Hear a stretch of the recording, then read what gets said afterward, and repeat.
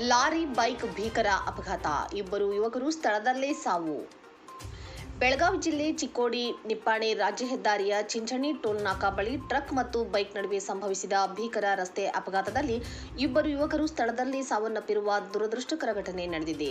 ಅಪಘಾತದಲ್ಲಿ ಮೃತಪಟ್ಟ ಯುವಕರನ್ನು ಚಿಕ್ಕೋಡಿಯ ಓತಾರಿ ಗಲ್ಲಿಯ ನಿವಾಸಿಗಳಾದ ಸಿದ್ದು ಕುರುಳೆ ಮತ್ತು ಸ್ವರೂಪ್ ಮಾಳವದೆ ಎಂದು ಗುರುತಿಸಲಾಗಿದೆ. ಚಿಕ್ಕೋಡಿ ಮೂಲದ ಈ ಯುವಕರು ತಮ್ಮ ಕೆಲಸ ಮುಗಿಸಿಕೊಂಡು ದ್ವಿಚಕ್ರ ವಾಹನದಲ್ಲಿ ಮನೆಗೆ ಮರಳುತ್ತಿದ್ದರು. ಚಿಂಚಣಿ ಟೋಲ್ ಗೇಟ್ ತಲುಪುತ್ತಿದ್ದಂತೆಯೇ ಇವರ ಬೈಕ್ ಚಿಕ್ಕೋಡಿ ಕಡೆಗೆ ಸಾಗುತ್ತಿದ್ದ ಟ್ರಕ್ಗೆ ಹಿಂಬದಿಯಿಂದ ಬಲವಾಗಿ ಡಿಕ್ಕಿ ಹೊಡೆದಿದೆ. ಡಿಕ್ಕಿಯ ರಭಸಕ್ಕೆ ಯುವಕರಿಬ್ಬರು ರಸ್ತೆಗೆ ಬಿದ್ದಿದ್ದು ತಲೆಗೆ ಗಂಭೀರವಾದ ಪೆಟ್ಟು ಬಿದ್ದು ತೀವ್ರ ರಕ್ತಸ್ರಾವವಾಗಿದೆ. ಪರಿಣಾಮ ಇಬ್ಬರು ಸ್ಥಳದಲ್ಲೇ ಕೊನೆಯುಸಿರೆಳೆದಿದ್ದಾರೆ.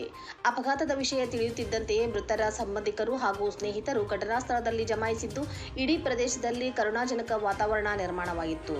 ಯುವಕರ ಅಕಾಲಿಕ ನಿಧನಕ್ಕೆ ಚಿಕ್ಕೋಡಿ ನಗರದಲ್ಲಿ ತೀವ್ರ ಕಂಬನಿ ಮತ್ತು ಆಕ್ರೋಶ ವ್ಯಕ್ತವಾಗಿದೆ.